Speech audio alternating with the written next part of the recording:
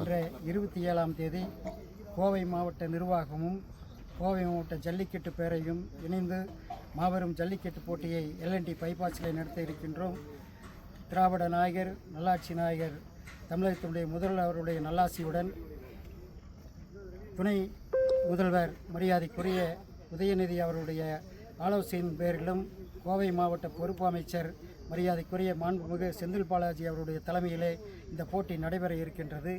இந்த போட்டிக்காக மாடுகள் பொள்ளாச்சி, மதுரை, திருச்சி, வால்பாறை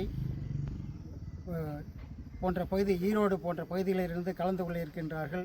மாடு பிடிக்கும் வீரர்கள் மதுரையிலே இருந்தும் கோவையிலே இருந்தும் நிறைய வீரர்கள், 1000க்கும் மேற்பட்ட வீரர்கள் கலந்து கொண்டு இந்த போட்டியை கலந்து கொள்ள இருக்கின்றார்கள். இந்த போட்டியை சிறப்பாக நடத்துகின்ற வகையிலே கோவை மாவட்ட நிர்வாகம், ஜல்லிக்கட்டு பேரவையும் இணைந்து கோவை மாவட்டத்தில் இருக்கின்ற சமூக ஆர்வலர்களெல்லாம் இணைந்து இந்த போட்டியை சிறப்பாக நடத்தி இருக்கின்றனர்.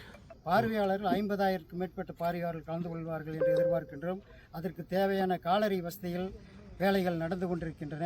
அதே போல் பார்வையாளர்கள் பார்க்கிங்காக வண்டிகள் நிறுத்துவதற்கும் அவர்களுடைய உணவு ஏற்பாடும் மிகச்சிறந்த முறையில் நடந்து கொண்டிருக்கின்றன. 4 வருடங்களுக்கு பிறகு நடக்க இருக்கின்ற இந்த கோவை மாவட்டத்தில் நடக்க இருக்கின்ற இந்த ஜல்லிக்கட்டு போட்டியிலே முதல் பரிசு பெறுகின்ற காளைக்கு மரியாதைக்குரிய துணை முதல்வர் அவர்கள் ஒரு மாபெரும் காரை பரிசாக அளிக்கின்றார்கள்.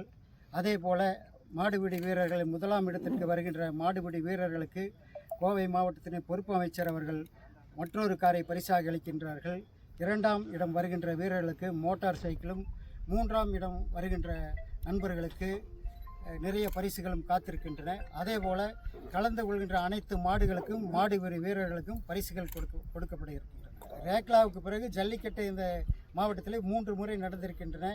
ஜல்லிக்கட்டை கோவை கொங்கு மண்டலத்தில் இருக்கின்ற மக்கள் நிறைய ரசிக்கின்றனர். அதனால் தொடர்ந்து இந்த ஜல்லிக்கட்டு போட்டியை நடத்த நாங்கள் முடிவு செய்திருக்கிறோம்.